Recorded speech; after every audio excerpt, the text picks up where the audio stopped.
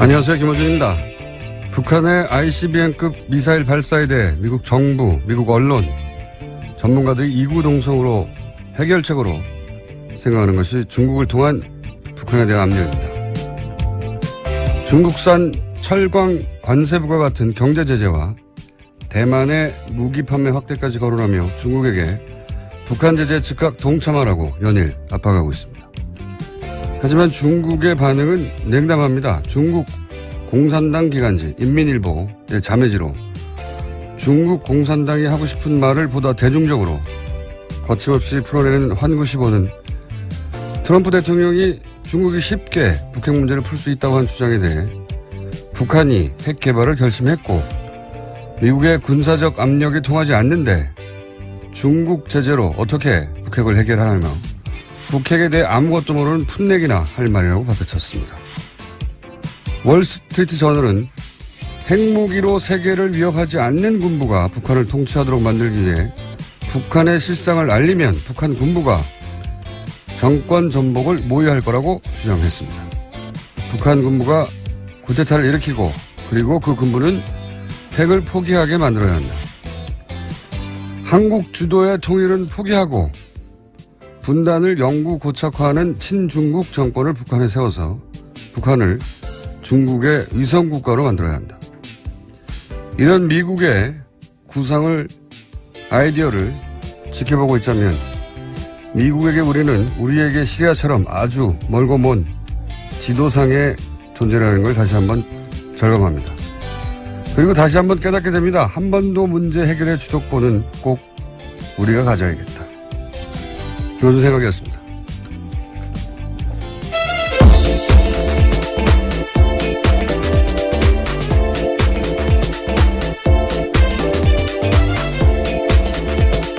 시사인의 김은지입니다.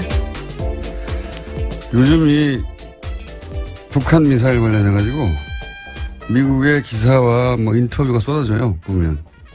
그래서 그거 이렇게 보고 있으면, 왜냐면 미국 동부까지 이제 ICBM의 사거리가 그렇죠. 확대돼서 미국 동부는 이제 미국 전역을 커버하는 거잖아요. 예, 뉴욕까지 날아간다. 뭐 이런 얘기가 나오니까 굉장히 많은 뭐 사설이나 또 전 정부 인사의 인터뷰가 나오거든요. 우리 입장에서 보면 현실성이 너무 없어요. 예를 들어서 비밀 작전으로 김정을 포함해서 북한 수뇌부를 제거해야 한다. 할 수 있으면 진작에 했겠죠. 예.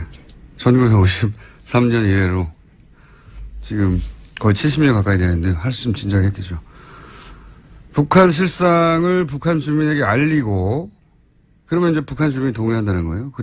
그리고 또 북한 군부가 이렇게 가면 북핵 때문에 세계의 제재와 압박이 너무 강하기 때문에 큰일 난다 생각을 해서 김정은을 제거하고 우태타를 한다. 우태타를 하고 나서 그 군부는 북핵 때문에 이런 어려움에 처했으니 북핵을 포기한다는 시나리오예요. 예. 이걸 무려 월스트리트 저널이 사설로 주장을 했고. 그러니까 북한 주민이 북한 시장을 몰라서 그런 거니까 그걸 알려주면 내부에서 구태타가 일어날 거다. 이런 시나리오거든요. 과거에 보면 70년대 이럴 때 미국에 대항하는 혹은 뭐 친미적이지 않은 정권 전복하는 모델들 그런 걸 떠올리는 것 같아요. 과거에 그런 사례가 몇 차례 있었죠. 예. 아랍이나 혹은 남미 지역에서. 이게 이제 70년대, 80년대 이런 국가들을 상대로 그런 적이 있었는데 그러고 나서 그 나라들이 난장판이 됐죠. 근데 이런 얘기들 다 영화가 됐거든요, 대부분. 사설을 쓴 사람도 영화를 너무 많이 본 게 아닌가. 그래서 그런 기사를 읽을 때마다 드는 생각이 그만큼 잘 모른다라고 느껴지는. 잘 모르는 거죠. 잘 북한 몰라요. 상황도 모르고 전반적으로 모른다라는 느낌을 줄 수밖에 없습니다. 모르는 거죠. 모르니까 이제 영화에서 본 것 너무 멀리 있는 것이고 우리가 시리아의 내부 사정을 어떻게 합니까? 시리아 문제를 해결하라고 하면 우리나라의 조선일보가 기사를 쓰면 무슨 대단한 기사가 나오겠어요, 사설이. 시리아 문제는 이렇게 해결하십시오라고. 마찬가지로 월스트리트 저널이 이름은 유명하지만 우리나라 내용에 대해서 한반도 내용에 대해서 사설을 쓰면 뭐 이렇게 대단한 내용이 나오겠어요. 근데 그걸 보고 우리는 미국의 생각이라고 읽고 한미 공조를 하고 이런 얘기 하는 거죠. 한반도 문제는 꼭 우리가 주도권에서 해야 되겠다. 이런 생각을, 그런 걸 읽을 때마다, 이 사람 무슨 뜬구름 잡는 소리냐. 그런 생각을 하고 있어요, 실제로. 그런 걸 사설로 내놓고. 기사를 읽다가 답답해서, 얘기를 해봤습니다. 자, 어제 뉴스는 뭐 하셨습니까? 네, 어제 서울 남부지검 공안부가 공직선거법상 허위사실 공표 혐의로 김성호 전 의원과 김인원 변호사를 불구속 기소했다고 밝혔습니다.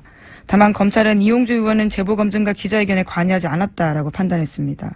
또 안철수 전 대표와 박지원 전 대표에게 제보가 허위라는 사실을 알았다거나 제보검증이나 기자회견에 관여했는지에 대해서 인정할 만한 자료는 나오지 않았다라고 밝혔습니다.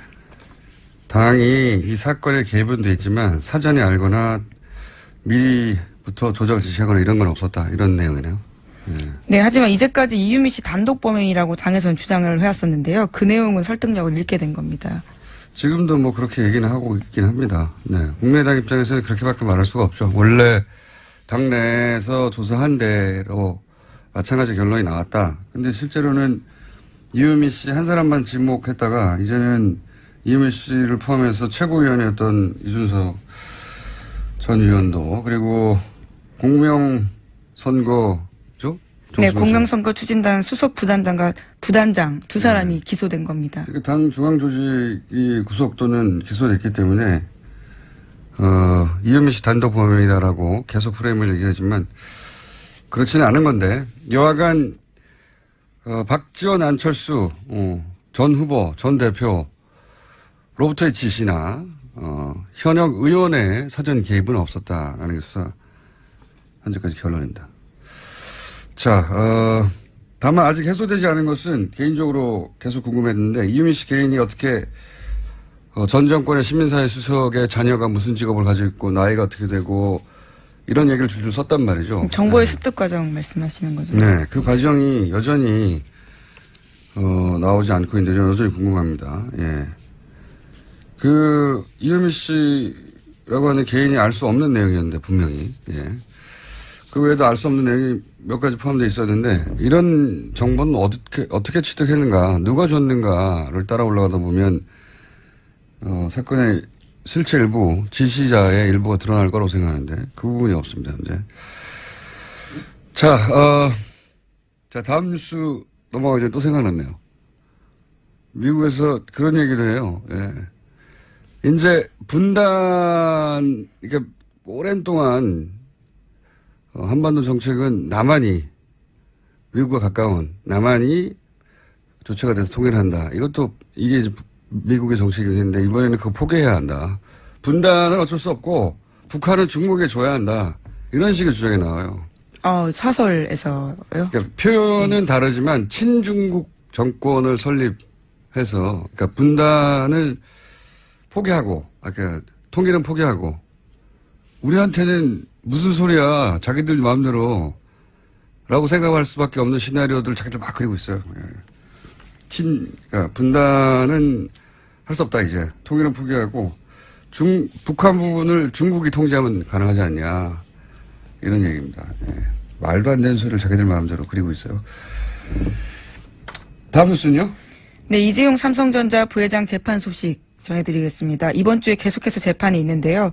어제 함께 재판을 받고 있는 황성수 전 삼성전자 전무의 피고인 신문이 있었습니다. 그는 박영수 특검팀이 최순실에 대해서 들은 이야기가 뭐냐라고 묻자 대통령과 굉장히 가깝다. 조심해야 할 인물이다. 정도 기억난다고 답했습니다. 또 특검팀은 황 전 전무에게 정유라 씨의 승마 훈련과 관련해서 최순실 씨 쪽에서 요구한 것이 많이 있다. 이렇게 대답하기도 했습니다. 최순실 씨의 압박 때문에 지원한 것이지, 예, 박근혜 대통령과 이재용 부회장의 거래의 결과가 아니다. 이런 말을 하는 거죠. 예, 그런 기조를 갑자기 유지하기 시작했습니다. 네. 며칠 전부터 그 변호인단이 이 주장을 강하게 하기 시작했고, 최순실의 압박 때문에 지원한 것이다. 최순실이 누구라고?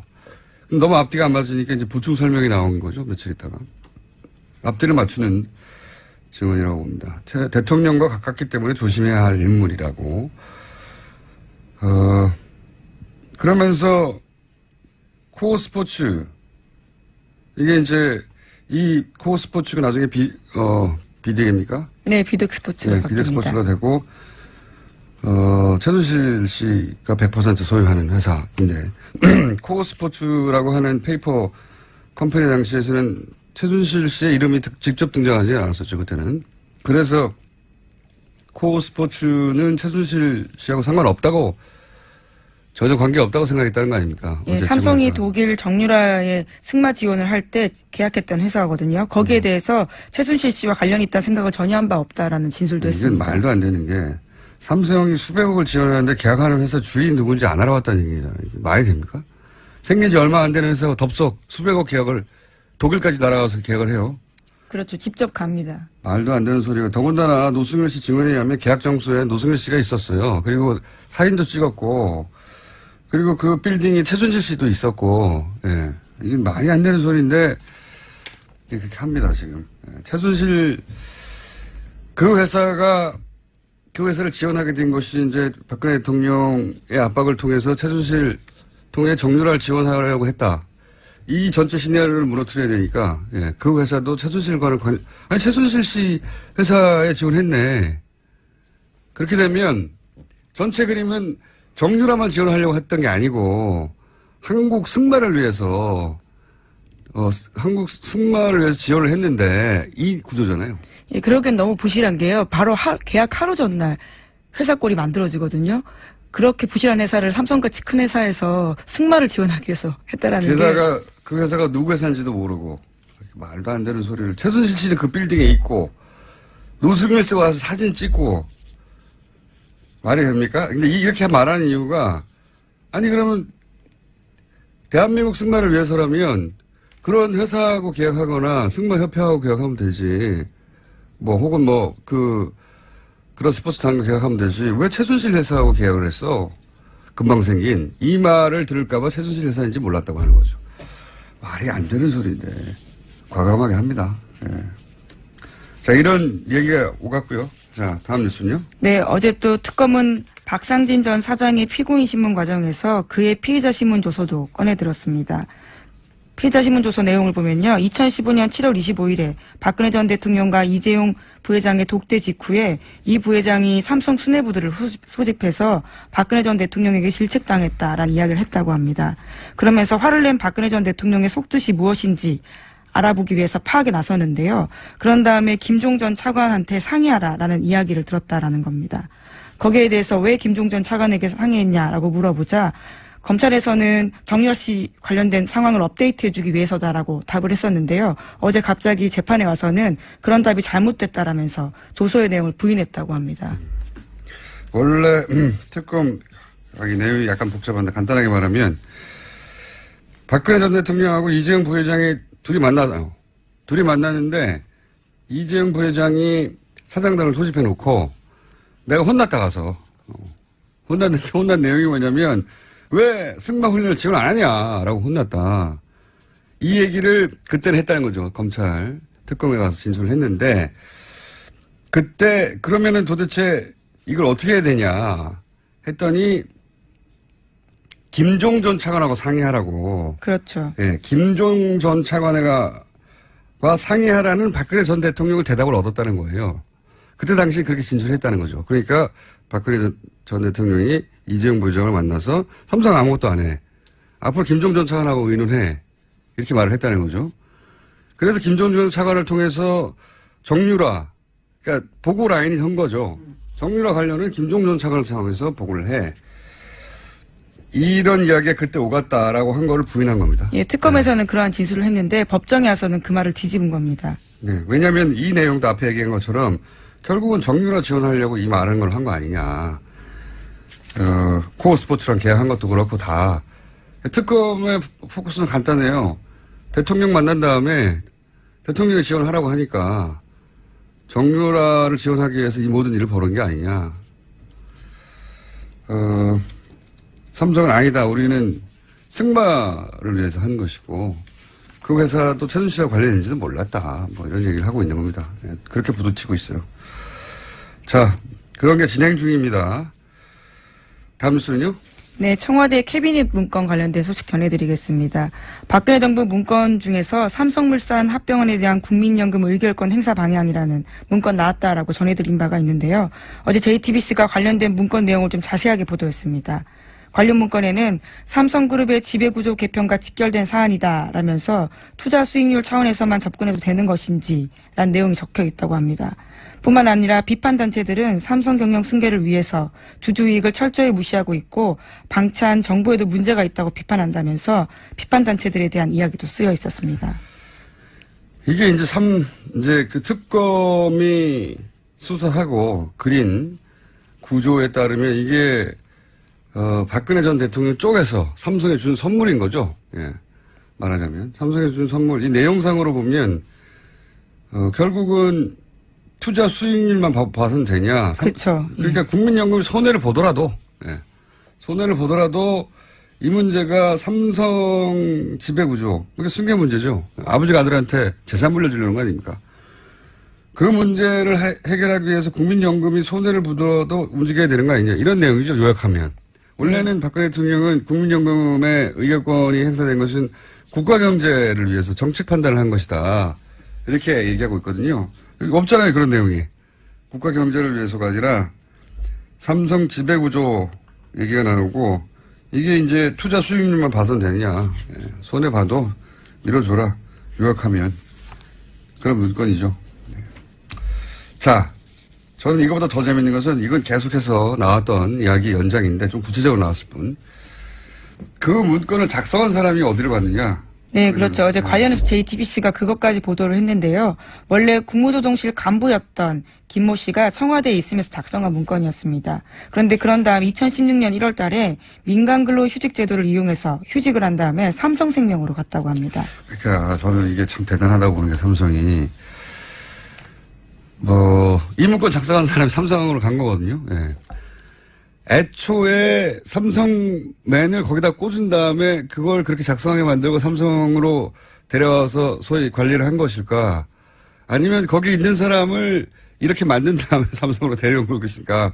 모르겠는데 이 정도면 전자에 더 가깝지 않을까? 원래부터 삼성맨을 그쪽으로 인사를 내도록. 왜냐하면 국정원의 고위 간부하고 그 감사원에 대해서 사무총장 인사를 개입한 적이 있습니다. 그 사람 안 돼 해서 결국 삼성 관련 인사하도록 만들었잖아요. 삼성에서. 이 정도도 못하겠나 싶어요. 그거 보면. 예. 그러니까 삼성 사람이 삼성 관련 문건 작성하고 청와대 내에 삼성 다시 가는 거라는 겁니다. 훌륭하지 않습니까? 놀랐습니다. 그런 뉴스가 새로 나왔어요. 네. 게다가 1년 있다가 다시 또 국무조정실로 돌아갔어요. 네, 현재도 거기서 근무하고 있습니다. 훌륭합니다. 자, 김상조 위원장이 그런 말을 한 적이 있죠. 삼성과 다른 재벌의 차이는 다른 재벌은 법을 어떻게 피할 것인지, 법을 어떻게 본인한테 유리하게 혹은 빠져나가거나 할 것인지 그 고민한다면 삼성은 그 법을 만드는 방향으로 움직인다고 자기들에게 유리한. 이해가 갑니다. 그 말이 무슨 뜻인지. 자, 다음 뉴스는요. 네, 지난주에 국정원 댓글 사건 재판에서 원세훈 전 원장의 녹취록이 증거로 제출된 바가 있다라고 전해드린 바 있습니다. 관련해서 국정원이 감찰 조사에 들어갔다라고 합니다. 그렇군요. 이 내용은 뭐 그런 내용이 있었죠. 지방선거에서 국정원이 후보를 검증하라고 하고 뭐. 네, 교통 정리를 하라는 표현까지 있었습니다. 그러니까요. 그러니까 선거를 국정원이 거의 치른 거 아니냐 싶을 정도로 후보도 정하고 또 교통 정리. 그러니까 뭐. 원하는 대로 안 되면 국정원이 원하는 후보가 원하는 대로 안 되면 반대를 제거해라 뭐 이런 뜻으로 읽힐 내용인 거죠. 그걸 이번에 적폐청산 대상에 포함시키기로 했다. 이런 내용이고요. 다음 뉴스는요. 한일 일본군 위안부 합의에 대해서 정부가 외교부 장관 직속 TF를 구성했습니다. 협상 내용과 과정을 검토하기 시작했는데요. 연말쯤 검토 보고서가 나오면 위안부 합의에 대한 정부 입장을 정하는 근거가 될 것으로 보입니다. 이게 4대강 비리 때하고 비슷한 거죠. 4대강도 비리를 감사하라가 아니라 정책 감사를 하라는 거죠. 그러니까 왜 어떻게 그런 결정이 됐느냐. 위안부 문제도 마찬가지죠. 왜 어떻게 그런 결정이 가능했는가. 그러니까 이제 이 국가적인 손해인데 이게 어떻게 결정이 이렇게 된 거지? 시스템이 왜 작동을 안 한 거지? 그거를 체크해 보겠다는 거죠. 기본적으로 국정 운영 경험이 있다 보니 국정의 결정이 시스템적으로 이루어지는데 이게 왜 시스템에서 걸러지지 않았나 이걸 체크해 보겠다는 거. 문재인 대통령이 시스템주의자거든요, 일종의. 그런 내용입니다. 자, 하나 정도 더 할 수 있을 것 같습니다. 네, 방산비리 관련해서요. 검찰 수사관의 증언이 나왔습니다. 한국항공우주산업 그러니까 카이 관련된 수사에서 진정인이 4년 전에 제보를 했고 또 수사가 시작된 건 2년 전인데도 아직까지 제대로 된 게 없었다라는 증언이 나왔다라는 겁니다. 카이 관련된 뉴스가 계속 뭐랄까요? 뭐라고 표현해? 조금씩 예, 찔끔찔끔 그리고 복잡하기도 하고 사람 이름도 많이 나와서 간단하게 요약하면은 예, 대표적인 방산업체인데 예, 가장 규모가 큰 이 방산업체 관련해서 오래전부터 파악한 비리가 있었고 그리고 그 사장도 이미 개인 비리가 있었고 그럼에도 불구하고 사장은 개인 비리에 불구하고 그 사장이 됐고 그리고 제보를 한 것도 몇 년 지났는데 아직도 수사를 안 하다가 지금 문재인 정부가 들어서서야 수사가 시작됐다. 이런 얘기거든요. 예, 그런 얘기인데 방산비리는 굉장히 하루 이틀 하는 게 아니에요. 보면 굉장히 구조적이거든요. 오랫동안 서로 알면서 주고받는 거란 말이죠. 이렇게 구조적인 것에는 우리 최순실 씨가 꼭 빨대를 들이대거나 한번 이렇게 간을 보는 이때까지의 상황을 보면 그랬거든요. 이거 어디선가 최순실 씨의 이름이 등장할 법도 하다. 저는 이 사건에 관심 있는 이유 중에 하나가 예, 왜냐하면 오래된 거거든요. 이런 방산비리는 구조가. 그리고 이제 등장인물들이 최순실, 박근혜 전 대통령과 가깝거나 했던 네. 인사들이잖아요. 네, 지금까지는 안종범 전 수석과 친박정 시인까지는 이름이 나왔는데요. 예. 최순실 씨 이름이 언젠가 등장하지 않겠는가 하는 예언을 해봅니다. 안 등장하면 제 잘못이고요. 예. 지금까지 시사인의 김은지였습니다. 감사합니다. 자, 지난주 저희가 최초로 국정원 고위 간부 출신으로 국정원 댓글 사건을 세상에 알렸던 김상욱 씨와 함께 인터뷰를 진행했습니다. 그 이후 반응이 뜨거워서 사실 반응이 안 뜨거워도 제가 고정을 하려고 했어요. 근데 마침 반응까지 뜨거워서 임시 고정 코너가 되었습니다. 왜냐면 말하실 수 없는 것도 많을 것 같아가지고, 그죠? 영원히 할 수는 없을 것 같고, 몇 차례 주요, 국정원 적폐청산 TF가 선정한 아이템 중 몇 가지 중에 본인이 직접 관여했거나, 혹은 좀 아는 내용 중심으로 몇 번 더 저희가 이 코너를 진행할 수 있을 것 같습니다. 다시 모셨습니다. 안녕하십니까? 안녕하십니까. 김상욱입니다. 지난 방송 나오고 나서 주변에서 좀 반응이 있지 않습니까? 왜 나왔어부터 시작해가지고 큰일 났다. 대단히 뜨겁기도 했고 또 관심도 많고 근데 걱정하는 분들도 많았어요. 너 다시 또 국정원에서 고발당하는 거 아니냐? 네. 라는 그런 우려들도 많았고 근데 뭐 알릴 거 알렸다. 네. 또 부족한 거 있으면 더 알려야 되겠다. 이렇게 네. 얘기를 했습니다. 뉴스 공장에 나오시면 예. 다른 인터뷰하고는 다르게 반응이 좀 큽니다. 네. 그거 실감하셨죠? 네, 실감했습니다. 네. 그러니 오늘은 더더욱 터뜨려주세요. 그리고 저희가 코너 제목을 예, 몇 회를 할지 모르겠지만 앞으로 3회를 할지 10회를 할지 모르겠지만 코너 제목을 저희가 응모합니다. 현재는 상암동 본드. 상암동에 나타난 제임스 본드라는 거죠. 가칭 상암동 본드로 저희가 만들었는데 이 코너 제목은 방송을 들으시면서 네, 응모를 하시면 그중에 하나 노회찬 원내대표가 결국 노르가즘으로 안착을 했거든요. 한 2달 동안 진행하면서 자 일단 상암동 본드로 시작하겠습니다. 지난 시간에 하다가 저희가 시간이 부족해서 급하게 마무리한 부분을 약간 다시 되짚어보자면 마티즈 자살 사건이 있었지 않습니까? 네. 네. 그 사건이 뭐 타살이라고 한다는 것은 아니라고 생각하신다 하셨는데 네. 하지만 단순 자살도 아니다 이건 그러니까 서울시 그 공무원 간첩 조작 사건이죠. 서울시 공무원 류호성 씨를 간첩으로 조작한 사건. 그 사건 때 권 과장이라고 네. 예. 중국에서 그 북한으로의 출입국 기록을 만들어내서 근데 나중에 들켰죠. 네. 들켜서 그때 이제 번개탄을 피우고 그다음 중간에 발견되고 다시 살아나고 이런 사건이 있었습니다. 네. 그 사건을 거의 그대로 복제를 했는데 중간에 무슨 예기치 못한 사고가 있었던 게 아닌가 이렇게 네. 예상한다고 하셨잖아요. 네네. 예. 거기까지는 말씀하셨는데 그거 말고 또 일반은 잘 모르지만 그때 전문가가 보기에 야 이거 이상하다라고 생각하셨던 적 없었나요? 우선 그걸 제가 이제 벤치마킹 했을 거다라고 주장하는 권 과장 사건에서 예. 권 과장이 그 일산화탄소 중독으로 인해서 예. 단기 기억 상실증에 걸렸다. 네. 그래서 그 부분만 기억나지 않는다라고 했거든요. 그래서 그때 그 다시 생각이 높긴 해요. 예, 이 RCS 해킹 프로그램과 관련해서는 국정원과 정부가 예. 굉장히 공경에 처했었던 것 같아요. 맞습니다. 그래서 어떻게 민간인 사찰 부분 특히 그렇죠. 예. 검찰과 국회에 조사가 예정이 돼 있었고 그래서 그걸 피해 나갈 수 있는 유일한 방법이 뭘까라고 했던 거 이제 고민하다가 예. 그걸 기획을 했던 것 같은데 유사한 방법으로 빠져나갈 것을 왜냐하면 기획했던 성공했거든요. 공관적 그렇죠. 케이스는 예. 들어가서 병원에 들어가서 외부 출입이 안 되는 곳에서 한 달여 지났더니 가라앉아 버렸어요. 네. 그런데 이제 거기를 보면 이제 유서도 우선 굉장히 부자연스러웠을 뿐만 아니라 국정원 직원들이 예전에는 스마트폰이 없었어요. 근데 네. 스마트폰을 갖도록 하면서 전부 그 해킹 프로그램이 깔렸습니다. 일종의 스파이웨어인데. 아, 국정원 직원들이 쓰는 스마트폰은 반드시 해킹을 할 수 있게. 그래서 스파이웨어가 깔려 있어요. 예, 네. 그래서 MDM이라는 아하. 일종의 스파이웨어가 깔려 있는데 그러면은 직원들이 무슨 일을 어디에 있는지 예.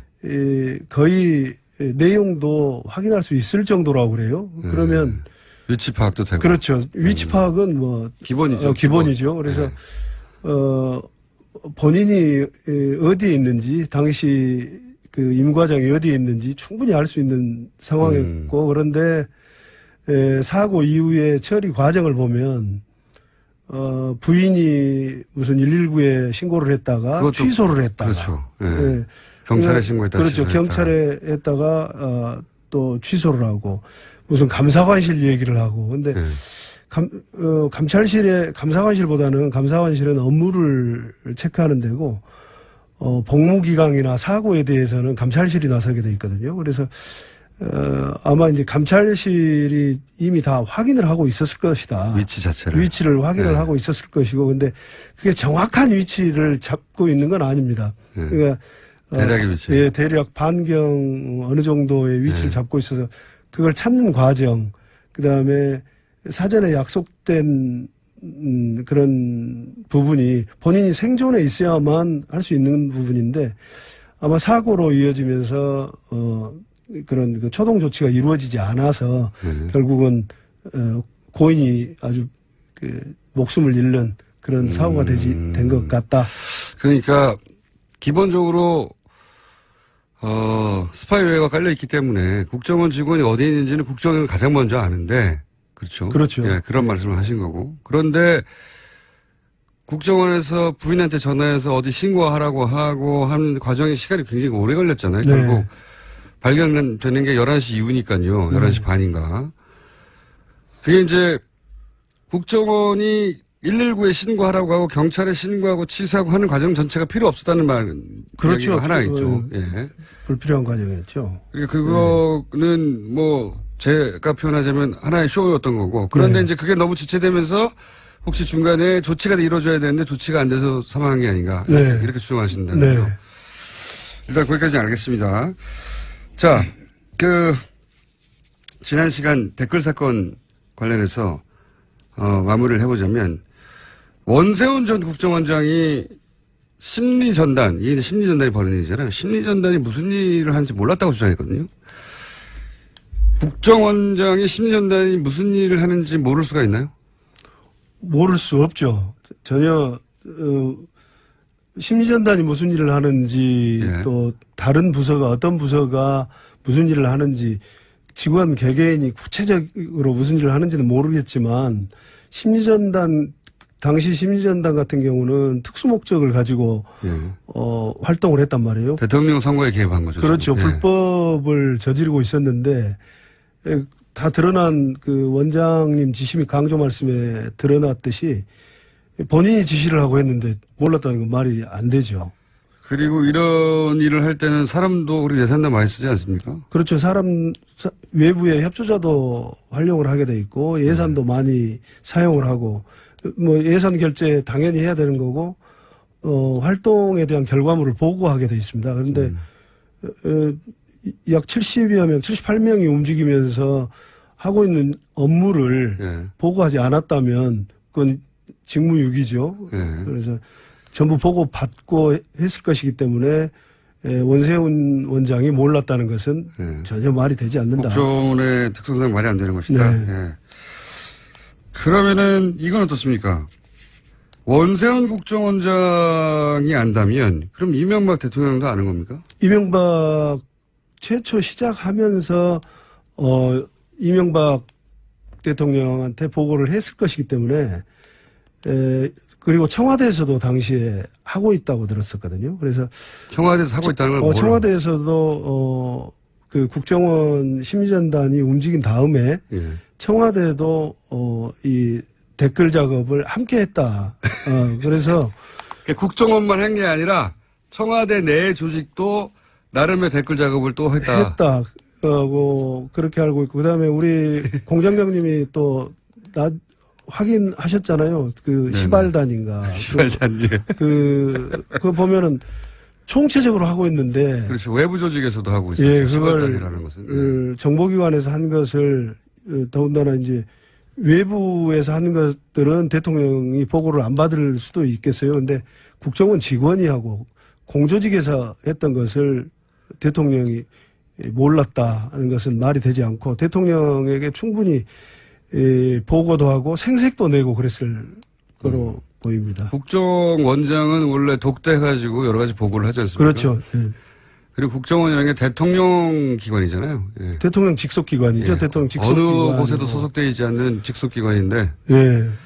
국정원장이 알았으면 당연히 대통령한테 활동 내역을 보고하는 것이 예. 대통령 이 사건을 맨 처음에 제가 2011년 5월쯤부터 시작을 했는데 당시에 저에게 얘기를 했던 그 직원이 그런 얘기를 합니다. 이 댓글을 막지 못하면 대통령 선거는 진다. 무조건 진다. 그래서 댓글이 그렇게 파괴력이 있을까라는 생각을 했어요. 근데 뒤에 아주 큰 그림을 그리고 있는 것 같은 질 수밖에 없다. 이건 꼭 막으셔야 된다.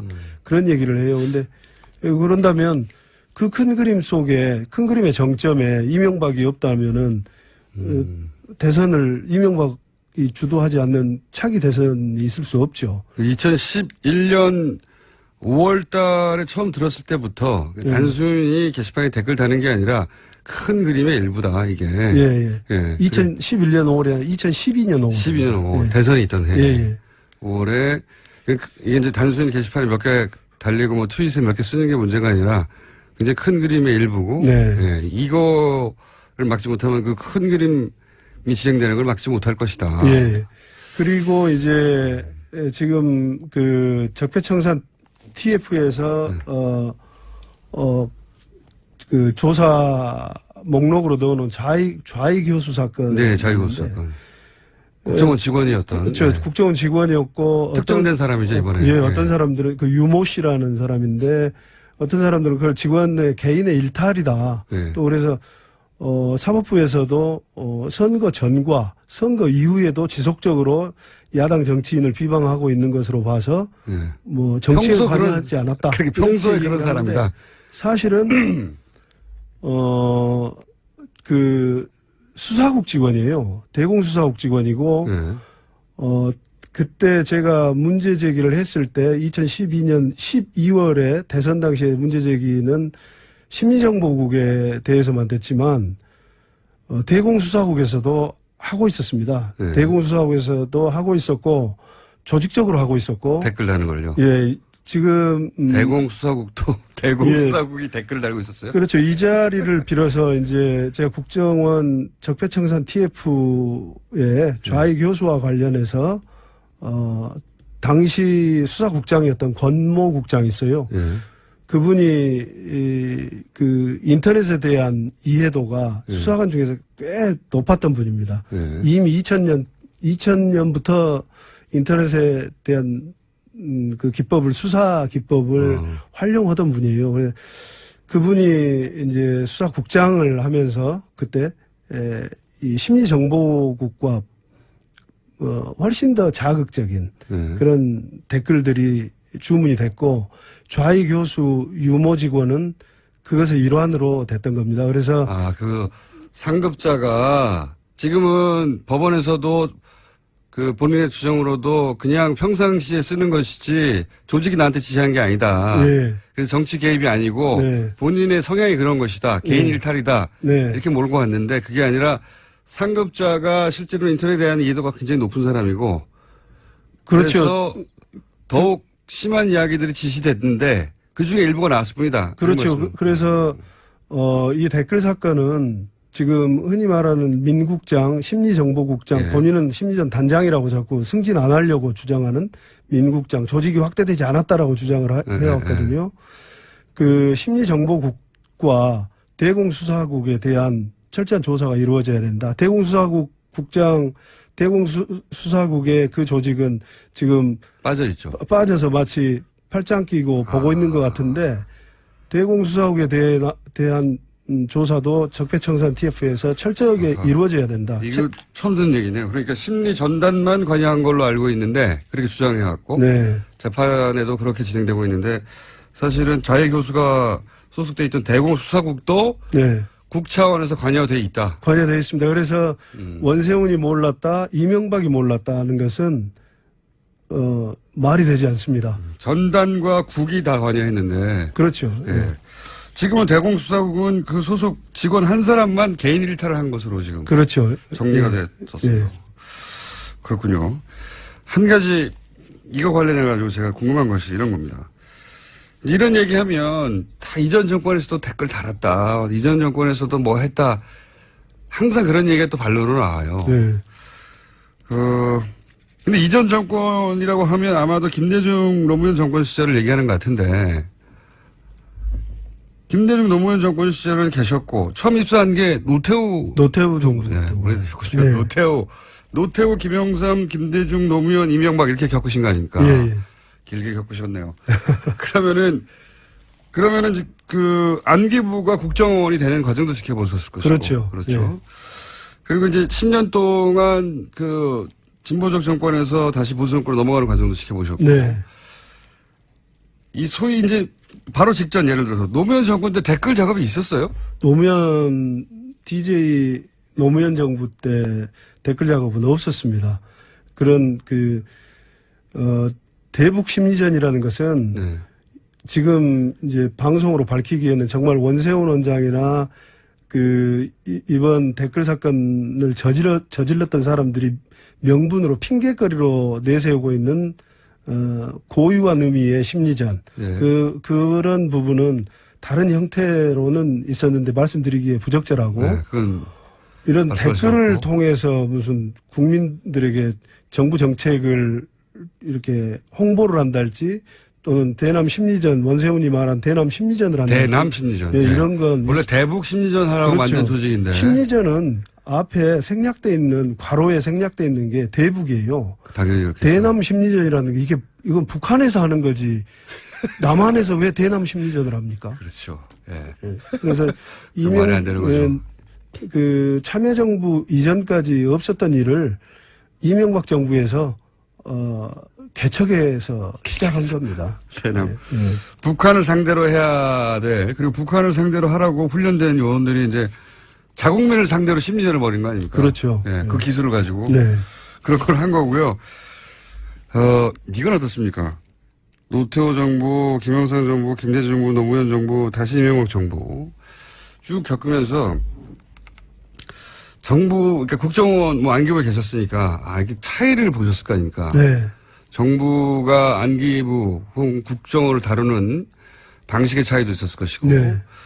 관두기 그러니까 이명박 시절의 관두고 그 직전에 노무현이니까 일단 그 두 개만 비교해 보자면 그리고 뭐 그 이전 정권도 비교해 보자면 어떻습니까? 어떤 차이가 있습니까? 느끼시기에? 예, 우선 이제 노태우 YS 때까지는 군인 같았어요. 저희들이 약간 아하. 군인과 같은 상명하복이 굉장히 엄격한 네. 조직이었고, 그다음에 DJ가 들어서면서 국정원이 됐죠. 이제 국정원으로 변화되면서 산업 스파이 같은 국익 보호 활동을 좀 하는 게 좋겠다. 이런 말씀을 하셔서 업무가 전환이 됐었고. 정치에서 살지 말고 예, 그렇죠. 산업 스파이 잡아라. 예. 예. 그다음에 이제 노무현 대통령께서는 오셔서 이제 직원들과 대화도 해주시고 하면서 독대 보고도 대면 보고 원장 대면 보고도 안 하셨죠. 네. 그래서 안 받으시면서 직원들이 굉장히 민주화됐다라는 생각을 하고 살았었어요. 그랬는데 이명박 정부 들어서면서 굉장히 큰 변화를 겪습니다. 그래서 그게 특히 원세훈 원장이 오고 나서 직원들 간에 서로 굉장히 불신이 팽배해요. 불신이요? 하급 직원이 상급 직원을 다른 단위에 고발을 하고 이제 고변을 하는 거죠. 저 술자리에 있었던 일들을 술자리에서는 없는 데서 나라님도 요구한다고 그러는데 뭐 원장이나 이명박 대통령에 대해서 뭐 술자리에서 농담도 할 수 있고 네. 불평불만도 할 수 있고 그런데 그런 것이 자신의 지휘하에 있는 직원임에도 불구하고 그 직원이 하급 직원이 감찰실에 소위 찌른다고 하죠. 갖다 찌르고 그런. 아, 그러니까 지금 말씀은 요약하면 노무현 정부 시절에는 뭐 상호 토론도 하고 막 그랬는데. 그렇죠. 이명박 정권 들었으면서 싹 바뀌어가지고 다시 국정원 직원끼리 서로 감시하는 그런 분위기가 만들어졌다는 겁니다. 감시를 했는데 그게 완전히 파괴된 게 감시의 정도가 네. 하급 직원이 그 좀 전에 말씀드린 상명하복은 그만두고 자기가 관할하는 직원인데도 그렇죠. 뭐 무슨 6급 직원이 3급 간부의 감찰실에다가 사적인 자리에서 있었던 얘기를 찔러가지고 찔른다 할지 또 동료의 5호 담당자 아닙니까? 5호 담당자. 5호 담당자. 북한의 5호 담당자 그렇죠. 아니에요? 상호 감시? 그래서 아마 대남 심리전을 하지 않았을까 싶어요. 재밌네요. 굉장한 변화를 겪습니다. 대단한 변화를 겪는데 예. 그때 국정원 직원들이 서로를 불신하게 만들고 네. 기본적으로 서로에 대해서 찌르고 네. 그것도 심지어는 동료들끼리뿐만 아니라 자기 직속 상관에 대해서 술자리 산말을 갖다가 감찰실 찔러가지고 이명박 대통령에 대해서 욕했다거나. 네. 그래서 조사를 받고 인사조치 내기도 하고. 야. 그런 아주 해괴망측한 조직이라고도 할 수 없을 그런 정도의 일이 많이 있었대요. 일들이 있었어요. 그걸 정상적인 사고를 하고 있던 우리 국정원 후배 직원들이 얼마나 가슴이 아팠겠습니까? 이 자리를 빌어서 위로를. 그 예를 들어 해주고 그 싶어요. 전에 노태우, 김영삼 그거 쭉 겪으셨던 그 시절에는 없던 얘기예요? 없던 얘기죠. 그럴 수 없죠. 그렇겠죠. 그럼 네. 어떻게 그 조직 생활을 합니까? 그렇죠. 감찰이, 저 같은 경우는 이제 감찰과 인사 파트를 근무를 했었는데, 감찰이. 특히 잘 아시겠네. 예, 내사를 하려고 하면 직원들이 서로 감춰주거든요. 그렇겠죠. 네. 당연히. 근데 이걸 일부러 와가지고 고변을 하고 했다는 게 이건 있을 수 없는, 조직이라고도 할 수 없는 상태의 국정원을 만들어 놓은 겁니다. 그렇게 했던 이유는 아마도 이전 정권에 충성하는 사람이 누군지 감시해서 색출하라 이런 지시가 있었나 보죠? 그런 직접적인 지시보다는 분위기를 만들었다. 아마추어 원장이 와가지고 개인의 품성도 영향을 미쳤을 거라고 생각을 해요. 원세훈 원장 개인의 품성도 영향을 미쳤고, 그 다음에 이명박의 청와대에 파견됐다가 원세훈을 따라서 들어온 직원들이 있었어요. 네. 어떤 사람은 인사의 핵심 요직을 맡았고, 어떤 사람은 특보라는 직책을 가지고 들어왔고, 5급 직원인데 갑자기 원장 특보로 왔어요. 그러다 보니까 이제 그 5급이 1급 임명에 관여를 하고 그런 사건이 생기고, 그 직원은 결국 나중에 박근혜 정부 때 해임됐던가 파면됐던가 했습니다. 할 얘기가 너무 많네요. 오늘 여기까지 하겠습니다. 네. 네, 다음 주에 다시 뵙겠습니다. 네. 김상우 씨였습니다. 네, 감사합니다. 전기요금이 3배 인상된다. 그리고 전기가 부족할 것이다. 예, 탈원전 관련해서 나오는 이야기들입니다. 이게 과연 사실인지, 탈원전에 관한 오해 혹은 진실은 무엇인지, 탈핵 에너지 교수 모임 공동대표 동국대 김익중 교수님 나오셨습니다. 안녕하십니까? 예, 안녕하십니까? 동국대면은 직접 제가 듣기로는 KTX 타고 새벽에 올라오신 게 아니고 전날 밤에 차로 운전해서 쭉 오셨다. 아, 예. 제가 KTX보다 차 운전하는 걸 좋아합니다. 왜냐하면 다음 일정이 또 다른 지역을 갈 경우가 많아서. 네. 예, 오늘 저녁에 전주를 가야 돼서. 기차를 타시면은 아무래도 환경 오염 물질도 덜 배출되고 그런데. 아, 그렇네요. 게다가 의학을 전공하셨는데 어떻게 탈핵에 관심을 가지셨어요? 경주에 있어요. 동국대 의대가. 네. 경주에 원전 6개 있고요. 아, 방패장도 있고. 그렇죠. 그래서 방패장 때문에 처음 관심 갖게 된 겁니다. 의학적 관점에서 가지게 되셨고. 그리고 하다 보니까 또 이게 의학하고 관련이 있더라고요. 원자력 안전이라는 게 피폭량으로 그렇죠. 계산을 하더라고요. 보통 원전 전문가들은 대부분 그 원자력을 전공했구나. 아니면은 그렇죠. 이제 건설 부분에 이제 전문가들인데 예. 사실은 우리가 이 탈원전 얘기하는 것도 결국은 이 안전, 인간의 생명과 관련된 얘기이기 때문에 그렇죠. 걱정을 하는 거잖아요. 예. 한번 조금이라도 잘못되면은 끝장나니까요. 예. 그러니까 방사선이 이제 인체에 영향이 없으면 원자력은 진짜 안전한 거예요. 그렇겠죠. 그래서 근데 이제 방사선 한번 쬐면 뭐, 예. 그렇죠. 사람이 피폭되면 저는 그 피폭량에 따라 다르긴 하지만 그게 피폭이 되면 그래도 평생 살긴 사는데 몸이 불편해진다. 이렇게 처음에 생각했는데 그게 아니라 사망에 바로 피폭량에 많이 따라서. 쪼이면 사망하죠. 그러니까요. 적게 쪼이면은 적게 위험하고. 그래서 하여튼 그 암하고 유전병은 바로 정비례 관계에 있기 때문에 예, 가능하면 우리는 적게 쪼기 위해서 노력해야죠.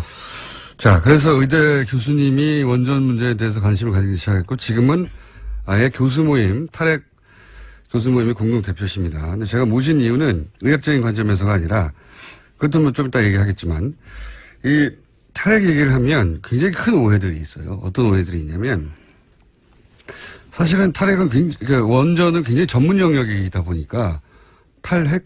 그러면 원자력 발전소를 다 없앤다는 얘기네? 첫 번째 들은 생각. 예. 그거 다 없애버리면 전기 부족한 거 아니야? 전기 부족하면 전기요금 오르는 거 아니야? 그리고 그것도 탈핵? 그러면 원전 지금 있는 거 다 없애버린다는 얘기네? 곧 뭐 이런 식으로 이해가 되거든요. 예, 예. 첫 번째 제가 드릴 질문은 뭐냐면 지금 있는 원전을 다 폐쇄한다는 겁니까? 그렇죠. 폐쇄하는데 언제 폐쇄한다는 겁니다. 60년에 걸쳐 천천히. 그 대목에 빠졌어요. 그 대목에. 2년에 한 개 정도씩 줄인다. 이렇게 보시면 되겠네요. 60년에 걸쳐서 천천히. 예. 예. 그래서 이 계획을 보면 2079년에 17년인데 79년에 가서 원전이 다 없어진다는 거잖아요. 근데 이제 사실은 처음에 공약할 때는 40년이었습니다. 40년이요. 네, 근데 하도 이제 뭐 걱정들이 많으니까 60년으로 또 얘기를 하는데 40년도 길어요. 사실 별로 의미 없어요. 왜냐하면 이 정권 5년이거든요. 그래서 앞으로 8번 후에 대통령이 결정할 얘기를 그러니까요. 근데 셈이죠. 지금은 탈원전으로 가자고 하는 큰 방향성을 제시하겠다는 거잖아요. 그렇죠. 예. 예. 이거를 마치 사실 지금 원전으로 먹고 사시는 분이 있다 하더라도 걱정하실 일이 없어요. 그렇죠. 60년 후입니다. 근데 이걸 자꾸 당장 벌어지는 일처럼 프레임을 짜서 공세를 취하고 있긴 해요. 예. 그러다 보니까 오해가 많거든요. 예, 예. 우선 이게 60년짜리 계획이라는 거 하나. 그러면 지금 멀쩡히 작동하는 거를 묻겠다는 건 아니죠. 그렇죠. 그러니까 지금 공약한 내용이 이겁니다. 신규 원전 새로 안 짓겠습니다. 라는 거. 새로 짓지는 않겠다는 거. 예. 그 다음에 지금 가동 중인 원전들은 수명이 다하면 연장하지 않고 스톱시키겠습니다. 이거거든요. 그러면 이제 정말로 한 2년에 한 개 정도씩 해서 서서히 줄어갑니다. 앞으로. 이제 그 사이에 대비하면 되는 거죠. 여기도 큰 오해가 있는 것 같아요. 왜냐하면은 탈원전 얘기하면 있는 거 다 문 닫는 거 아니냐는 생각들을 많이 하시는데 그게 아니라 이 원전이 수명이 다 했어요. 뭐 앞으로 2년 있으면 다 할 것도 있고 앞으로 60년 후에 다 할 것도 있는데 그러면 우리가 이제 인위적으로 수명을 연장했단 말이죠. 예. 그런데 그걸 하지 않고 그렇죠. 애초에 설계된 수명이 다 하면 그러면 닫겠다. 문을 닫겠다는 정책인 예. 겁니다. 그리고 사실 지금 현재 원전 5개 건설 중입니다. 예. 그리고 화력발전소가 10개 이상 지금 건설 중이거든요. 그래서 아마 내년까지 해서 10개 이상이 완공될 거고 원전도 몇 년 내로 5개가 완공이 될 겁니다. 그러니까 이미 짓고 있는 것도 그렇죠. 그냥 완공되도록 가는 거고. 지금 현재도 이제 발전소가 많이 남아요. 그 사이에 너무 많이 지었습니다. 발전소를요? 그래서 이제 가동을 못하는 그런 형편까지 지금 와 있는 상황이에요. 전기가 남아서 가동을 안 시키고 있어요? 네, 크게 보면 이제 우리나라 그 발전 설비가 100기가 정도 됩니다. 100기가. 원전 한 개가 1기가. 이 정도 된다고 예. 보면 원전 100개 분량, 예. 화력발전소도 보통 한 1기가 정도 되거든요. 예. 그러니까 원전 100개 분량의 발전소가 있는데 평소에는 한 60개 분량 정도밖에 안 써요. 그러다가 여름 겨울에 피크가 오면 네네. 한 80개 정도 분량을 씁니다. 20개 정도 남는구나. 그래서 이제 20개 정도는 항상 남는 상황인데 지금 건설되는 거가 5년 내로 완공되는 것만 따져도 예. 한 15개 정도가 추가된다. 더 추가가 되는 거거든요. 20개 남는 거에서 35개가 남는다. 예, 그래서 충분한 지금 여유가 있습니다. 거기다가 지금 이제 논란이 되고 있는 신고리 5,6호기 건설 네. 여부. 그거하고 짓고 있는 게 5년 후에 완공되는 거하고의 차이는 뭡니까? 그러니까 지금 5개 짓고 있는 것 중에서 3개는 거의 다 지었어요. 다 지었기 때문에. 그래서 이거는 뭐 스톱하겠다는 얘기가 없는 거고. 네. 근데 이제 신고리 5,6호기는 한 20% 정도 지은 거거든요. 아직 초반이어서. 요거를 완공할지 말지 좀 논의하자 이런 얘기죠. 그래서 이게 완공 안 하는 걸로 되더라도 3개가 완공되고요. 여전히. 예. 그 이거를 완공시키려 하면 5개가 추가되는 거죠. 그래서 지금 전기 모자라는 거는 전혀 현재로서 걱정할 필요가 없고 거기다가 화력이 10개 이상 새로 완공되거든요. 그러면은 곧 전기 요금이 3배 인상된다는 주장은 전혀 근거가 없는 거네요. 네, 근거는 없는데 전기요금은 사실 정부가 결정합니다. 우리나라는 시장이 결정하지 않고요. 그렇죠. 전력거래소에서 얼마의 전기를 팔 거냐 이걸 정부가 결정합니다. 예. 그리고 전기 재료들에 대한 세금 제도도 정부가 결정합니다. 예. 지금 현재 우리 석탄하고 원자력이 싸잖아요. 예. 그게 왜 그렇겠어요? 정부가- 세금이 안 붙어요. 아하. 그러니까 우라늄하고 발전용 석탄에는 거의 세금이 안 붙습니다. 근데 석유하고 가스에는 엄청나게 붙잖아요. 그러니까 결국 그 세제가 여태까지 석탄하고 원자력을 키워왔다. 의도적으로 정책적으로 이렇게 보시면 되죠. 그래서 전기 가격은 정부가 세제하고 거래 가격을 결정하기 때문에 정부 의지에서 결정됩니다. 올릴 수도 있고 내릴 수도 있고. 전기는 당장 5년 안에도 지금 당장도 남지만 추가되는 것도 그 15개, 그러니까 하나 100개가 필요한데 이미 20개가 피크 때도 남고 있고 또 15개를 5년 이내에 완공하기 때문에 5년 이내에는 지금 기준으로는 늘어난다 하더라도 35개나 늘어나기 때문에 충분히 커버가 되고. 예, 그렇죠. 그래서 전기요금이 3배가 갑자기 인상된다든가 하는 거는 말이 안 된다. 예, 올릴 필요는 이제 전혀 없는 상황인데, 저는 좀 올려야 된다고 생각해요. 왜냐면 지금 전기요금이 싸니까, 산업용 같은 경우 중국보다 더 싸요. 그러다 보니까 전기 낭비 요인이 너무 많습니다. 산업용 전기가 너무 싼 거 아닙니까? 일반용도 싸고요. 농사용도 싸고요. 그래요? 그리고 사실은 가정용도 다른 나라에 비해서 싼 편입니다. 근데 누진으로 하면 비싸지잖아요. 그렇죠. 누진하면 이제 얘기가 좀 달라지지만 기본적인 요금으로 기본 보면 단가는 싼데. 예. 그래서 수요 관리 차원에서 좀 올릴 필요는 있어요. 산업용 전기를 올리는 쪽으로 하죠. 가정용은 사실은 안 올려도 좀 됩니다. 왜냐하면 지금 충분히 비싸서가 아니고 그 사이 한 20년 정도 보면 가정용 전기는 사용이 늘질 않았습니다. 거의. 우리는 전기 더 많이 쓰는 것 같잖아요. 네. 근데 그렇지가 않아요. 왜냐하면 가전 제품들이 열 효율이 굉장히 좋아졌어요. 아. 효율이 좋아지니까 많이 쓰는 것 같지만 실제 전기 소비량은 많지 않은 겁니다. 예전보다 에너지 등급이 점점 좋아지고 있는데 그렇죠. 그러니까 전기 제품은 늘어났지만 전기 효율이 올라서 전기는 예. 20년간 가정용 별로 안 올랐어요. 증가하지 않았다. 예. 근데 이제 산업용하고 일반용은 이제 그런 에너지 효율화 사업 같은데 별로 투자를 안 했던 거죠. 싸니까요. 어차피. 그렇죠.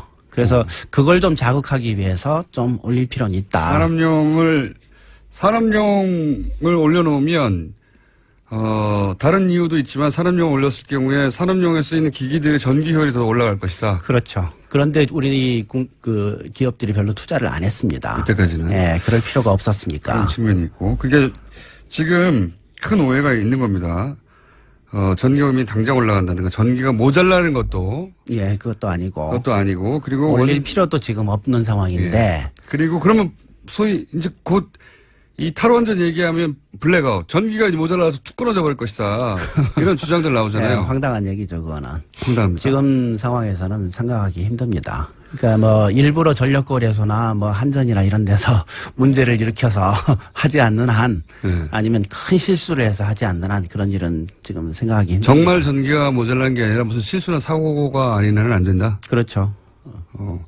반론권은 저희가 보장하고 있기 때문에 반론도 한번 들어보긴 하겠는데 저희가 반론권을 보장한다고 해도 잘 인터뷰에 응하지 않아요. 이런 반론하시는 분들이.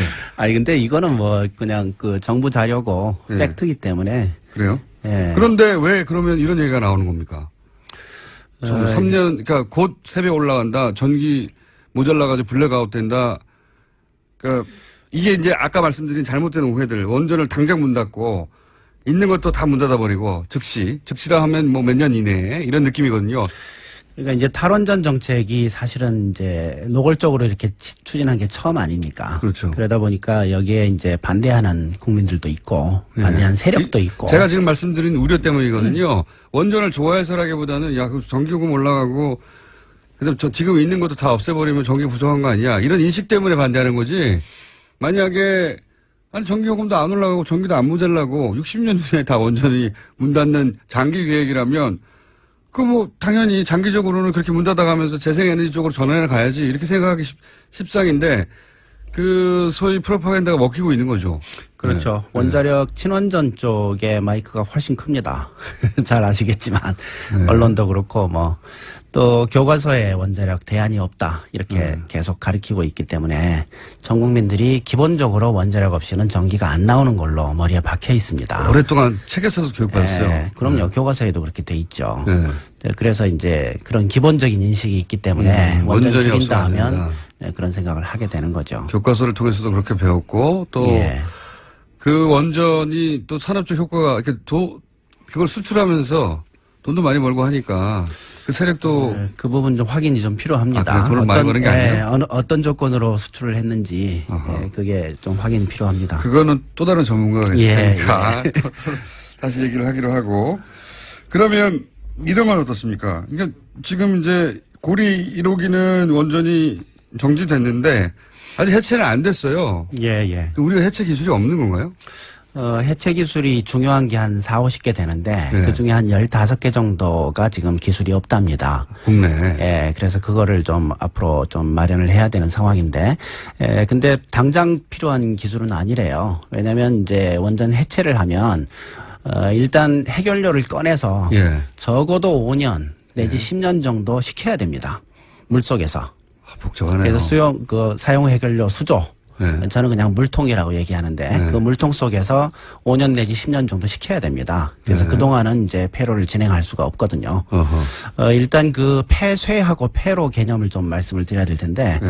원전이 끝나고 난 다음에 해결료를 꺼내서 네. 이 물통 속에 집어넣고 네. 그다음에 잠궈 놓는 거 이거를 폐쇄라고 합니다. 예. 폐쇄가 끝난 다음에 5년 10년 지나고 해결료가 다 식으면 네. 이 해결료를 밖으로 꺼내요. 예. 지금은 꺼낼 데가 없습니다. 그렇지만 그 사이에 마련해야죠. 꺼내서 둘 곳이 없어요, 아직. 예. 근데 꺼낼 때가 있다고 치고 네. 밖으로 꺼낸 다음에 그다음에 이 건물 전체를 없애는 거죠. 그래서 건설 전의 상태로 평지 상태로 바꾸고 방사능에 오염된 거 제염하고 네. 이제 이 과정을 폐로라고 합니다. 폐로 하는 데는 보통 이제 최소 20년에서 야. 50년 이상 이렇게 잡기도 합니다. 원자력 발전소가 수명이 다한 다음에 처리가 굉장히 어려운 거군요. 그게. 예, 시간 많이 걸리고 돈도 많이 들고 위험도 하고. 근데 우리가 그 폐로를 하는 기술이 아직 그중에 핵심 기술 15개가 없다. 예, 예. 그래서 이제 어차피 한 5년 정도는 적어도 시켜야 되기 때문에 그 사이에 기술 개발하겠다 이런 생각인지 모르겠어요. 근데 저는 좀, 우리나라에 지금 원자력 연구비 엄청나게 많이 가져가거든요. 예. 그 많은 돈을 쓰면서 어차피 폐로 갈 텐데. 짓는 왜, 것만 그동안 신경 썼군요. 예, 왜 그런 그 기술 개발을 아직 안 해놨는지. 폐로하고 처리하는 그러니까 연구는 뒷기술 쪽에 별로 투자를 안 한 거죠. 그동안은 예, 건설하고 추진하고 확대하는 쪽으로만 투자하고 그게 돈이 그런 게 아닌가 됐으니까요. 그런 생각이 드는데 사실은 이제 이 뒷기술도 굉장히 중요합니다. 폐로 시장도 아주 크고요. 그렇겠죠. 전 예. 세계가 원자로를 짓기 시작하고 폐로가 되기 시작한 게 전 세계적인 현상이니까 늙은 그렇죠. 지금 이제 폐쇄된 원전이 전 세계적으로 160개 정도. 예. 지금 가동 중인 원전이 한 440개 정도. 예. 그래서 합하면 600개. 예. 이게 다 폐로가 돼야 되거든요. 그렇겠죠. 그리고 앞으로 지어질 것 다 더해질 거고. 예. 그래서 그 60년 내에 600개가 최소한 그렇죠. 전 세계적으로 예. 예. 폐로 하나 하는데 1조 원 잡으면 600조 원. 600조 원 시장이다. 굉장한 시장이죠. 그래서 사실 건설 시장보다 훨씬 큽니다. 근데 이쪽으로 왜 신경을 안 썼을까? 그때까지는 이런 생각을 좀 못했던 드는 거예요. 무한 이렇게 원래 자본의 속성이 무한 증식 아닙니까? 완전히. 계속 돈 벌 국리만 했는데 얘네는 수명이 있고 그리고 60년이라는 게 자기 수명 내에 돌아오겠나 이런 생각도 했을 것 같아요. 만약에 40대 정도에 가장 활발하게 움직이는 어떤 뭐 교수님이나 어떤 전문가가 야 60년 후면 나 100년 100살이잖아. 나 그렇죠. 다음인데 뭐 내가 신경 쓸 게 뭐 있어. 그렇죠. 이렇게 진행했을 가능성이 높죠. 어쨌든 그 기술이 없다. 예. 우리한테는. 예, 개발해야 됩니다. 허허. 이 기술을 가지고 있는 나라로부터 수입하거나 아니면 그쪽에서 처리를 맡기거나 해야 하는 거지. 원전은 우리가 짓긴 하지만 해체를 못한다는 얘기네요. 해체 기술 중에 하여튼 지금 부족한 부분이 있어서 그건 이제 외국 전문가들을 부르든가 아니면 그 사이에 기술 개발을 하든가 아니면 외국 회사를 부르든가 이렇게 해야 되겠죠. 자, 그러면서 탈원전을 하는 것이 지금 탈원전이라는 게 이제 오해 소지가 많은 용어라는 걸 이해했어요. 이게 60년 후에 우리나라가 결국 원전이 없어지고 그 사이에 여러 가지 재생에너지라든가 신재생에너지들을 개발해서 그걸 대체해 나갈 것이다. 60년간. 60년이면 정말 긴 세월이거든요. 그렇죠. 6.25 때가 60몇 년 전이죠. 그러니까요. 지금 이 방송을 관심 있게 들으신 분들 중에 그때까지도 활발히 활동하시는 분들이 별로 없을 수 있습니다. 대부분. 네. 뭐 저는 분명히 안 사야지고 있을 것 같고. 우리 생애는 못 볼 일이기도 합니다. 거의. 예, 예. 지금 방송 저는 못 볼 일일 것 같고요. 60년이면 100살 이상 살래나요, 제가? 어쨌든 100세 이상 살아야지 볼 수 있는 일인데 지금 당장 전기요금 이거 다 호들갑이다. 예. 이런 말씀을 하나 드리고 그런데 실제 탈원전이 세계적인 추세가 맞느냐? 아니다. 어느 나라는 더 많이 짓고 있고 물론 탈원전을 하겠다고 하는 나라들도 있어요. 선언한 나라 몇 군데. 그렇죠. 이 세계적인 추세에 대해서는 어떻게 평가하십니까? 일단 원전 개수 그래프를 보시면요. 1954년부터 전 세계에서 원전이 시작이 됐는데 1990년대까지 개수가 증가합니다. 무조건 주로, 증가했고. 예, 네. 일식전으로 증가합니다. 선진국들이 주로 많이 지었고 그래서 400개가 넘어갑니다. 네. 근데 그 후로 30년 동안 원전 개수가 제자리 걸음이었거든요. 30년간. 그 사이에 이제 어떤 일이 일어나는지 보면 유럽이 원전 개수 한 50개 정도 줄였습니다. 네. 그리고 미국도 한 10개 정도 줄였고요. 네. 그리고 그 빈자리를 아시아 4개 나라가 채우고 있었습니다. 그게 한국, 중국, 인도, 러시아입니다. 그래서 세계 원전 개수가 그 자리에 있었는데 후쿠시마 핵사고 난 다음에 좀 줄기 시작한 거죠. 그리고 IAEA 예측을 보면 앞으로 20년 내로 300개 정도의 원전이 수명이 다합니다. 예. 그래서 수명 연장을 안 한다고 치면 300개의 원전이 문을 닫아요. 20년 내로. 예. 근데 20년 내로 300개를 못 짓습니다. 선진국이 거의 안 짓고 있고요. 한국이 20개 정도 짓는 걸로 돼 있었고, 그리고 중국이 50개, 인도가 20개, 러시아가 10개. 그래서 이 4개 나라 주요 원전 건설국이 합해봤자 100개 정도에 불과합니다. 그러니까 이 추세라는 건 전체적인 세계적인 추세는 그렇죠. 줄어들게 돼 줄어들고 있다. 있는 거죠. 그래서 그 사이에 이제 유럽이 50개를 줄였는데 개수가 줄었다는 얘기는 건설보다 폐쇄가 50개 많았다 이 뜻이잖아요. 예. 그리고 미국도 30년간 건설을 사실 한 개도 안 했고요. 폐쇄만 몇 개 했을 뿐이죠. 지금 현재 미국이 몇 개 지금 건설을 30몇 년 만에 시작한 거 하는 겁니다.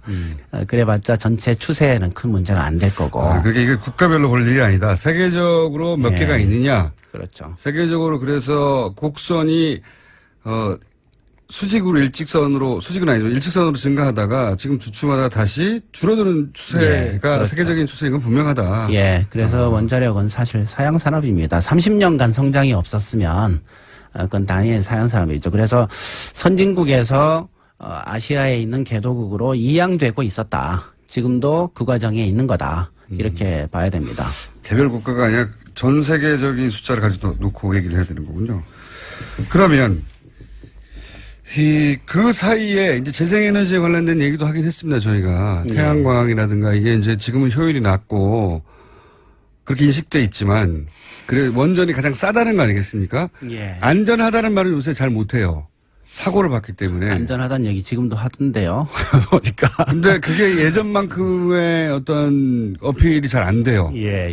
뭐 안전한 것 같긴 하지만 사고 한 번 나면 큰일 나는 거 아니야라고 하는 인식이 생겼거든요, 분명히. 예. 근데 맞습니다. 저렴하다고 하는 부분에 대해서는 여전히 반론의 여지가 없는 것처럼 인식되는데. 예, 그게 이제 논란이 아마 이번에 굉장히 크게 될 거라고 보는데요.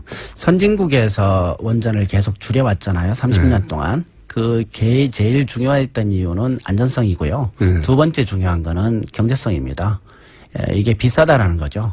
사고가 난 다음에 그 사고 확률 곱하기 사고의 규모를 해보면 사고 대비 비용이 너무 많이 드는 거예요.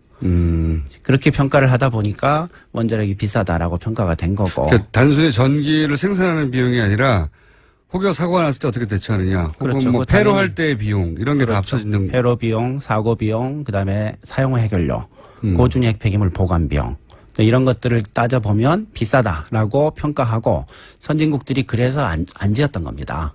선진국들은 지금도 원자력에 대해서 굉장히 비싸다고 평가해요. 태양광보다 더 비싸다 이렇게 평가합니다. 미국 같은 경우에는. 그래서 계산하는 방법이 어떻게 되냐에 따라서 나라마다 원자력 경제성을 굉장히 큰 차이 나게 평가를 합니다. 그래서 탈원전 얘기하는 사람들은 이 평가가 잘못됐다. 그러니까 뒤에 후손들이 책임져야 될 부분을 너무 적게 평가했다. 이렇게 주장하고 있는 거고. 당신이 살아있을 때는 싸게 느껴질지 모르겠지만 이걸 해체하게 되는 우리 다음 세대 비용까지 합치면 싼 게 아니다. 예. 이런 얘기네요. 한마디로 사실 말해서. 이제 10만 년간 보관해야 될 고준위 핵폐기물 보관 비용이 얼마 들까? 보관 사실- 10만 년 해야 돼요? 예. 방사능 저감 기간을 따지면. 그렇죠. 그래서 그 비용을 어떻게 계산해요? 그건 땅속에 어차피 지금 묻나요, 계산이 지금? 돼서 원자력 경제성 평가에 들어가 있는데 그걸 어떻게 믿냐? 불가능합니다. 계산 자체가. 그리고 보존 기간이 10만 년이에요? 그렇죠. 고준위는 그렇습니다. 중저준위는 300년이고요. 300년이요? 그래서 10만 년간 방사능 누출이 안 되게 보관해야 되거든요. 그 기술 없어요, 그거.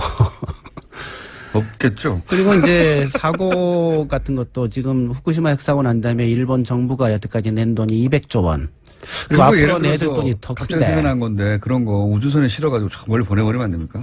그거 이제 1톤씩 쏴버린다고 치더라도 예. 우리나라에 지금 16,000톤 모여 있거든요, 고준위가. 되는구나. 16,000번을 모두 쏴서 모두 성공해야 돼요. 예. 말이 안 되는 얘기죠. 전 세계가 힘을 모아서 큰 우주를 만든 다음에 거기다가 핵폐기물만 모아서 예, 우주로 아직 그 기술이 없습니다. 저 멀리. 네. 달을 10만 년- 폭파할 실력이 되면 아마 그 실력 생길지 모르겠는데. 10만 년 동안 땅속에 묻으면 지각병동이나 지진운동이나 뭐 그건 당연히 일어나는 거고. 그거 어떻게 됩니까? 그래서 그건 원래 대책이 없는 겁니다. 네, 저는 이제 그런데 없다고 분노하는 거죠. 현재는 원래 없다고 처음부터 계획 불가능하다는 걸 알았을 텐데 왜 시작했냐 이런 생각을 하는 그러니까 거죠. 자기 때는 안 일어날 일이 후손들이 기술을 개발하겠거니. 그겁니다. 내 때 문제가 아니니까. 후손들이 그때가 되면 처리하는 기술이 나올 것이야. 그렇죠. 그거 믿고 이제 60년 전에 시작을 한 건데 아직도 안 나왔다 기술은. 앞으로 60년 더 지나도 안 생길걸요. 그렇게 걱정할 수 있습니다. 예. 충분히. 10만 년 전이면 호모사피엔스가 아프리카에 태어난 게 10만 년 전이에요. 아, 백두산 터진 게 2000년밖에 안 됩니다. 단군이 5,000년 전이거든요. 그렇죠. 예. 실제 했다 하더라도. 그래서 이제 탈원전을 주장하시는 분들은 지금 현재 기준으로 혹은 국가 단위로 또는 그렇게 봐서는 안 되고 전 세계 기준으로 봐야 되고 예. 그리고 추세는 분명히 하강 곡선이고 이 처리 비용을 전체를 생각해야 한다. 그렇죠. 예. 그러니 그 사이에 선진국들이 원전 계속 줄이면서 그러면 전기를 계속 아껴 쓰기만 했냐. 그렇지가 않습니다. 재생에너지 개발을 했고요. 그게 엄청나게 증가해서 지금 세계 통계를 보면요. 전 세계에서 만든 전기 중에 10%가 원전 전기입니다. 10%밖에 안 10%밖에 전 안 세계 된다. 전기의 10%. 예. 근데 재생에너지는 25%입니다. 아, 그래요? 예, 그리고 이게 1%씩 증가해요. 1년에 세계 성장률 1%. 그래서 5년 후에 30% 됩니다. 오, 그렇게 많이 전기를 그걸 알고 찾아서. 있는 사람이 거의 없어요. 왜? 엄청나게 투자하고 있고 엄청나게 성장하고 있는 겁니다. 지금 전력 질주하고 있다 이렇게 보시면 돼요. 그러니까 우리가 이제 장기 계획이 약하다고들 많이 얘기해 왔는데 사실은 재생에너지 같은 경우에는 금방 될 기술이 아니니까 오랫동안 투자해서 그럼요. 와야 되는데 그게 우리가 생각하는 것보다 훨씬 많이 와 있다. 그렇죠. 선진국들은 30년 전에 시작을 한 거고 우리는 아직 시작을 못 한 거고 그러다 보니까 세계 평균이 25%인데 우리는 통계도 안 내요. 재생에너지 통계 따로 안 냅니다. 의미 있는 수치가 나올까요? 그러니까 신재생이라고 해가지고 네. 이상하게 내요. 그래요? 그건 세계적으로 얼마나 될까요? 재생에너지라고 인정 못 받는 것들 이런 걸 자꾸 집어넣어놨어요. 그래서 뭐 4%니 뭐 이렇게 얘기하고 있는데 국제적인 기준으로 통계도 안 냅니다. 국제적인 기준으로 통계를 내면 얼마나 될까요? 1% 근처예요. 1%요? 예. 그래서 앞으로 5년 후에 전 세계 평균 30%의 전기를 재생에너지로 만들고 원자력은 30년 전부터 한 15%에서 살살살 내려오고 있는 중이거든요. 지금 현재 10% 정도 유지하고 있는데 근데 이걸 고집하고 있다라는 게 시대착오죠 정말로. 자, 오늘은 여기까지 듣고요. 저희가 다음 시간에는 반대하시는 분, 그러니까 탈핵하면 지금 시기상조다 이렇게 주장하시는 분들 하고 같이 모셔야 될 것 같아요. 따로 모시려니까 잘 섭외가 안 됩니다.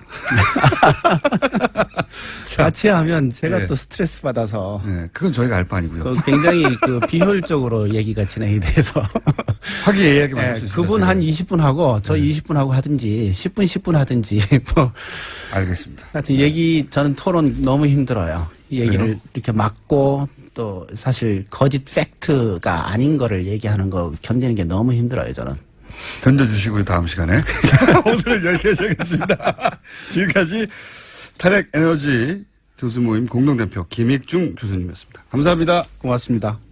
불친절한 AS. 예. 국정원 직원 김상옥 씨 코너 제목, 지원이 많네요.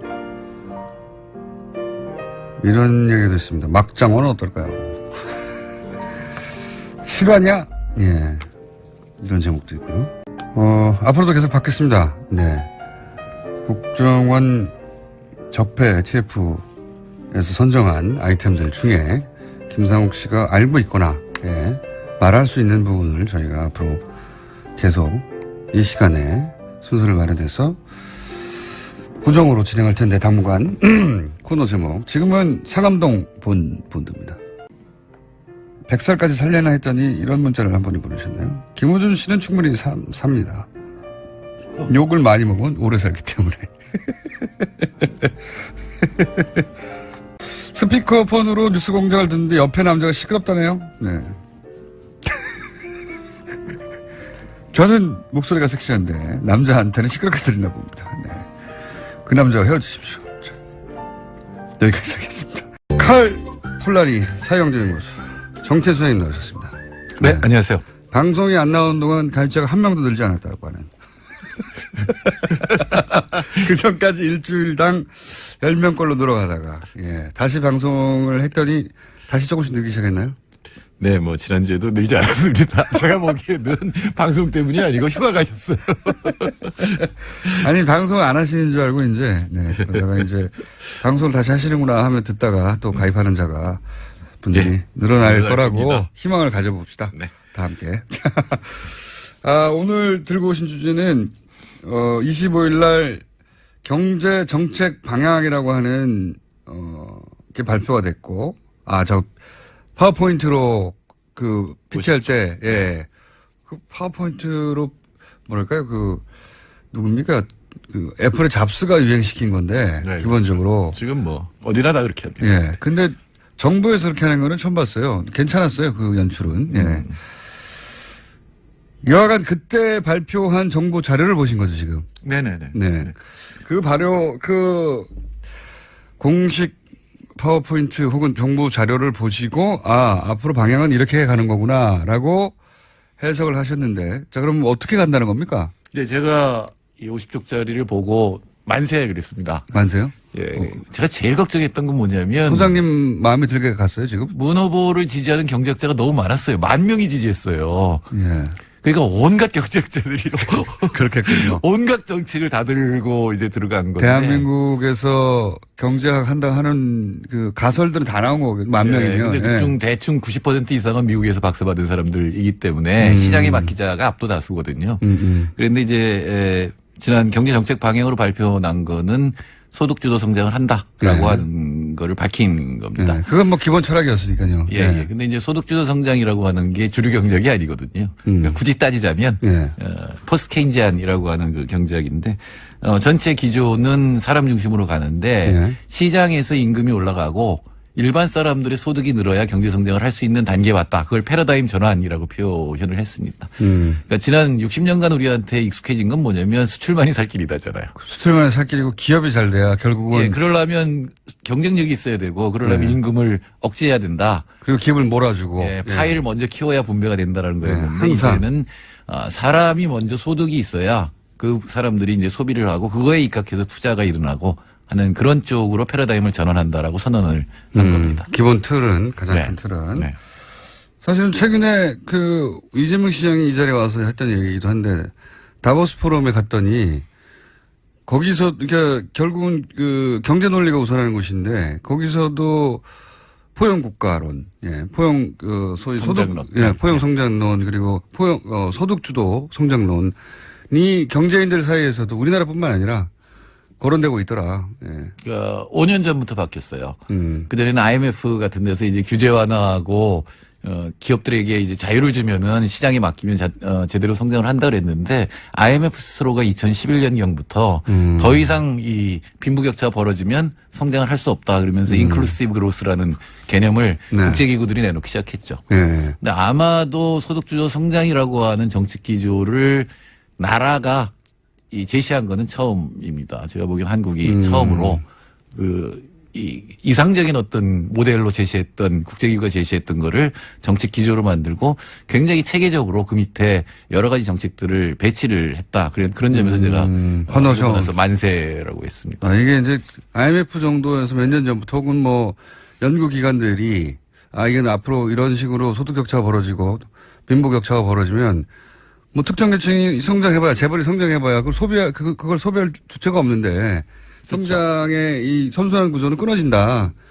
그래서 우리는 이제 작은 나라고 그러니까 수출하면 되는 거였는데 그 선진국들이 전부 지금 이제 경제 성장률이 떨어지면서 수입을 덜 하거든요. 그러니까 수출할 데가 없어지면서 특히 이제 수입을 많이 해주던 나라들이 이 경제 위기를 맞았어요. 지금 미국은 좀 나아졌지만 그러니까 수출할 데가 없어지니까 우리나라가 지금은 조금 나아졌는데 작년까지만 해도 수출이 마이너스였거든요.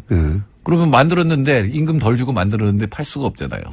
팔 수 없으니까 가동률이 지금 70%까지 떨어지죠. 예전에는 만들기만 하면 팔린다고 생각하고 그 전제하에 싸게 단가 싸게 임금 조금 주고 단가 싸게 만들어서 밖에다 싸게 팔면 되는데 팔 데가 없다는 거죠 지금은. 첫째는 그거고 두 번째는 한 10년 전부터는 이 빚을 줘서 소비하게 했어요. 그렇죠. 가계부채. 맞습니다. 빚 줘서 소비하게 했는데 그것도 이제는 더 이상 늘어나면 안 되는 가계부채가 너무 때문에 맥시멈이니까요. 이제는 소득이 늘어나지 않으면 안 된다. 특히 이제 한국 정도 28,000달러 되는 나라가 소비의 비중이 50% 되는 나라는 없거든요. 많은 나라는 70%까지 가는데 GDP에 차지하는 비중이. 근데 우리는 50%밖에 안 되고 기업은 돈이 많은데 가게가 돈이 없어서 소비를 못하는 이런 단계에 들어갔거든요. 특히 또 대기업과 중소기업, 정규직과 비정규직 격차도 굉장히 많이 벌어져서 사회적으로 굉장히 지금 헬조선 소리가 나오고 있으니까 이걸 고치는 방법은 보통 사람들이 소비를 할 수 있을 만큼 소득이 돼야 된다라고 하는 쪽으로 이제 정책 기조를 바꾼 거죠. 정책 기조는 그러하고 그래서 그 밑에 그 여러 가지 정책들 보니까 이 방향이 잘 잡혔다고 하는 말씀하셨는데 그 중에서 그러면 핵심적인 요거가 이 소득주도 성장의 핵심적인 정책, 구체적인 정책으로 역할을 할 거다 이런 게 있습니까? 이미 하나 나온 건 있죠. 최저임금. 최저임금. 예, 16.8%. 뭐 그것만으로 해결되지는 않지만 물론 일단 그렇습니다. 네. 그러니까 최저임금이 발표됐을 때 많은 분들이 걱정을 했잖아요. 그러니까 자영업이나 중소기업은 어떡하느냐. 근데 그거와 관련돼 있는 게 공정경제라고 하는 또 하나의 축입니다.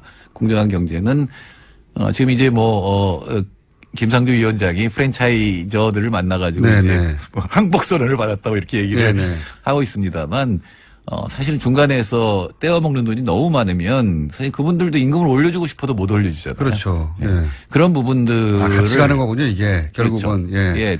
그러니까 아르바이트생들에게 최저임금 이상을 주려면 기본적으로 예를 들어서 프랜차이즈 점주가 이 마진이 확보가 돼야 되는데. 그렇죠. 예, 본점들이 너무 많이 떼가니까. 실제로 그 영업주들이 자기보다 여기 애들이 더 많이 가져간다. 그러니까 본인의 임금이 사실상 없어지는 상태거든요.